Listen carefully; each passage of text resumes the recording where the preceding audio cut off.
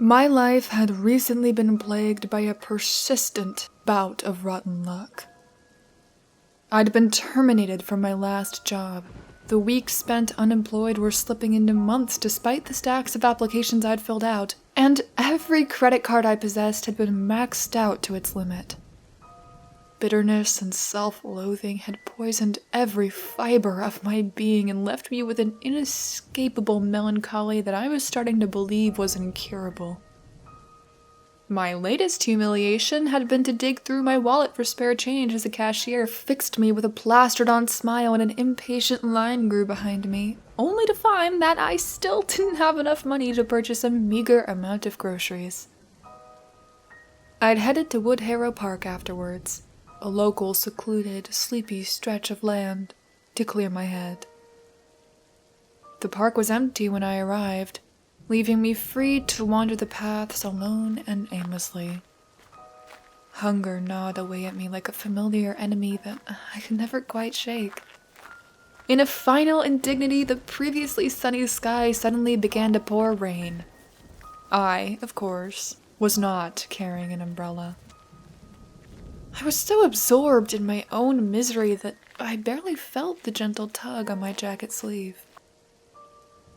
Looking back, I wish that I'd kept walking along the park path without so much as glancing downwards.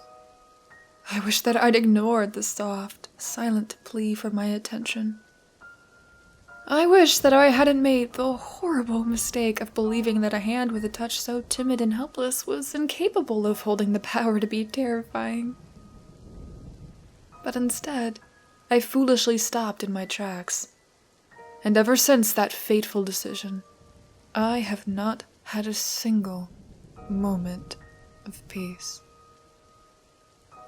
I looked down to see 2 children standing at my side, and immediately felt a jolt of unpleasant surprise. Both stood no higher than my waist, one slightly taller than the other, and both were clad in black raincoats that looked more suited for a sepia-toned photograph than a modern-day child. They each wore matching wide-brim hats that drooped atop their small heads, and obscured most of their faces. Though I could vaguely discern that the taller of the pair was a boy, and the shortest a girl, I was unable to see any features above the pallid flesh of their swollen cheeks. Their lips were so colorless that it appeared as if they had little more than a thin white sliver for a mouth. The children's bodies were round without any of the cherubic softness associated with youth. Rather, they looked unnaturally bulbous, bloated to the point of near grotesqueness. Unbrushed tufts of stringy blonde hair jutted from beneath their hats like tangled straw, dry as a brittle bone and seemingly untouched by so much as a single drop of rain. Hello," I said, forcing myself to sound upbeat. They stared up at me in silence. The girl continued to cling to my sleeve. Are you okay?" I asked. By now I was drenched and eager to head back to my car. "Do you need some help?" But the pair remained mute. I stood there awkwardly, unsure of what to do, when the girl suddenly began to grip my arm with a startling strength that made me worry she would pull me to the ground. Alarms rang loudly throughout my brain.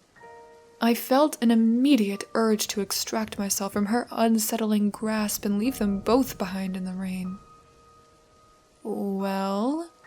I warily pulled my arm away, somewhat embarrassed for being afraid of how the pair would react. "If you don't need anything, I guess I'll be on my way." She released her hold on me without protest. Neither said a word as I walked away. When I turned around for a final look of parting, I saw that they were still staring at me. Though I could not see their eyes, I felt their gaze follow me with an intensity that disturbed me, no matter how much distance I put between us. I didn't look back again. I picked up my pace and dug my keys out of my pocket. The rain fell as cold as ever. I unlocked my car and was thinking about the can of chicken noodle soup I had left in my sparse pantry when I noticed that the girl had left behind a stain on my sleeve, as dark as ink and shaped like her tiny fingers. I wiped at it with my thumb, but the mark didn't budge. I sighed and looked up, only to nearly stumble backwards in shock when I saw the back seat door was open and the girl was sitting inside. She'd removed her hat and was holding it in her hands, both of which were clean despite the mark on my jacket, with her head bowed and her knotted hair concealing her face like a curtain. "Hey!" I tried to keep my tone from betraying how unnerved I was and failed spectacularly. "What are you doing in here?" She sat, as wordless as before, tightly squeezing and twisting the brim of her hat with such violence that I was certain she would rip it apart. I swallowed my uneasiness. "Look," I said, as calmly as I could manage. "If there's something wrong, I can't help you if you don't tell me what it is." I reached into my pocket and pulled out my phone. "Maybe it's better if I call the police and you can tell them." My voice trailed off as I watched my phone screen flicker on and off, before collapsing into a scramble of pixels and shutting down entirely. I stared agape at my reflection in the black screen, as a terrible feeling of dread began to wash over me. When I looked back up, the girl was gone. In her place rested her hat. The hat appeared soaked, every bit as saturated with rain as my own clothes were. But unlike the jacket and the jeans that clung to my skin and chilled me to the bone, the hat didn't feel wet when I picked it up with a trembling hand. It was dry to the touch, even as I watched beads of rain drip from its brim and onto the car's upholstery. I realized with something between fascination and horror that the raindrops left behind no traces of where they landed. And when I cupped my hand beneath the hat to catch the drops in my palm, I felt nothing but air. Furthermore, the back seat was completely dry. There were no damp footprints, no water spots, nothing at all to indicate that a girl wearing a coat glistening with rain had been sitting there mere seconds ago.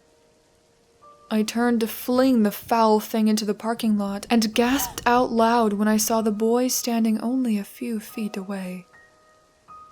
"She forgot her hat," I said dimly, my heart thundering madly in my chest. My mind screamed at me to jump into the car, to drive off as fast as I could and never come back to Woodharrow Park again. But it was that same fear that rooted me to the spot. Paralyzed and helpless, even as the boy stepped ever closer towards me. "Stop it!" I wanted to scream, but my tongue felt too thick to form the words. The boy lifted his hat. A burst of darkness erupted in my eyes, blinding me as a hellish symphony assailed my other senses. I could neither see nor move as they felt insects scuttling behind my eyes and scales slithering inside of my skull.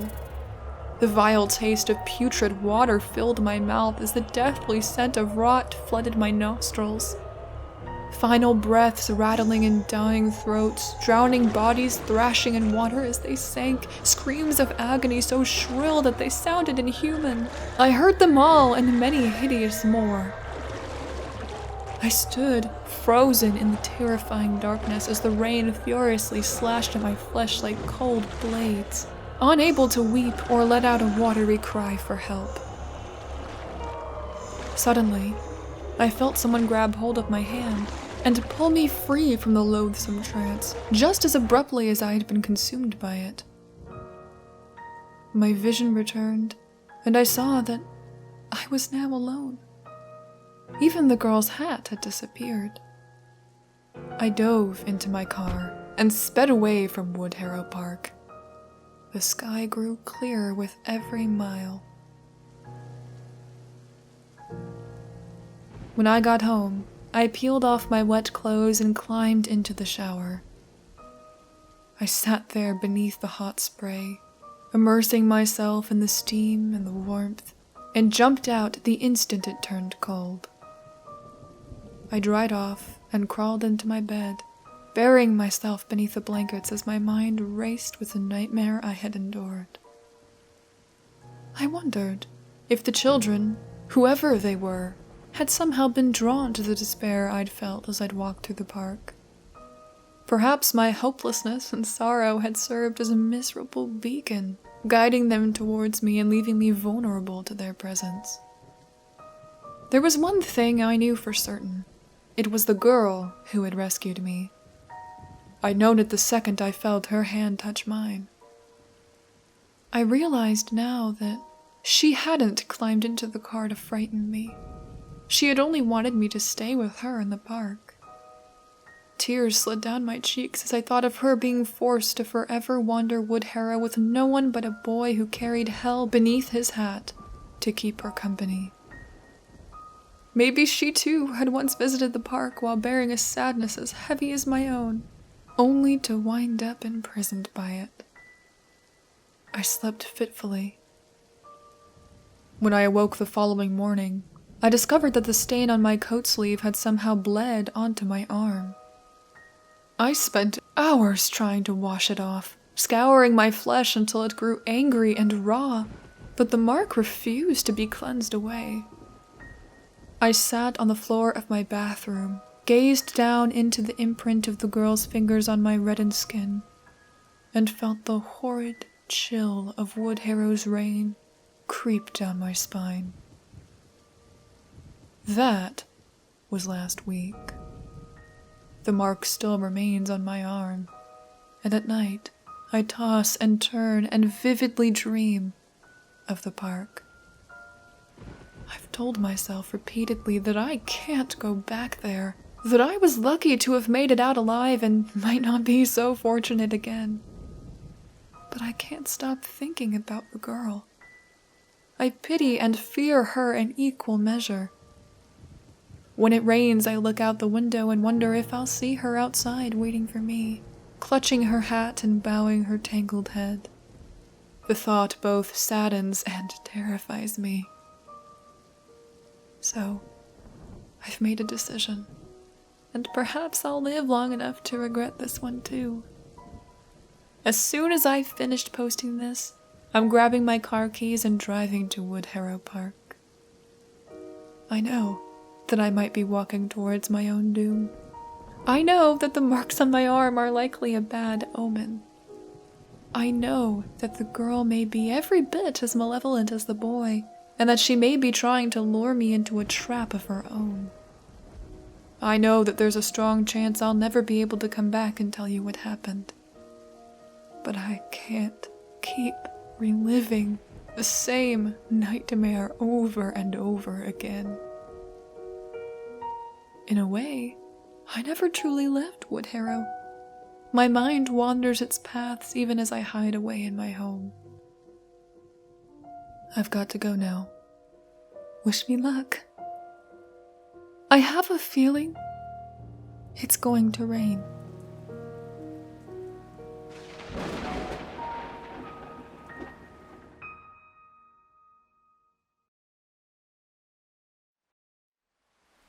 A huge thank you to all of my poltergeists.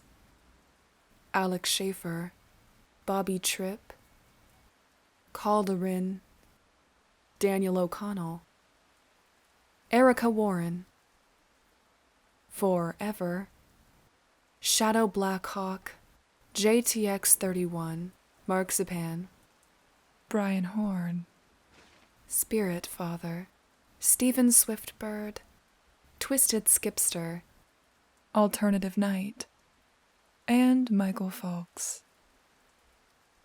Your donations and continued support are so appreciated. So, as always, thank you. From the very bottom of my heart.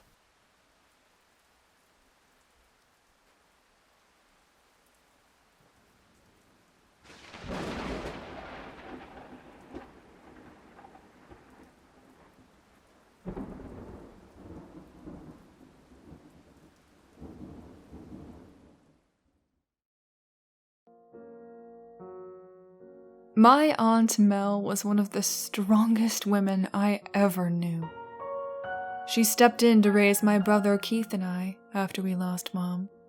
Not many other people would have done the same. I've been walking this earth for 40 years since that day.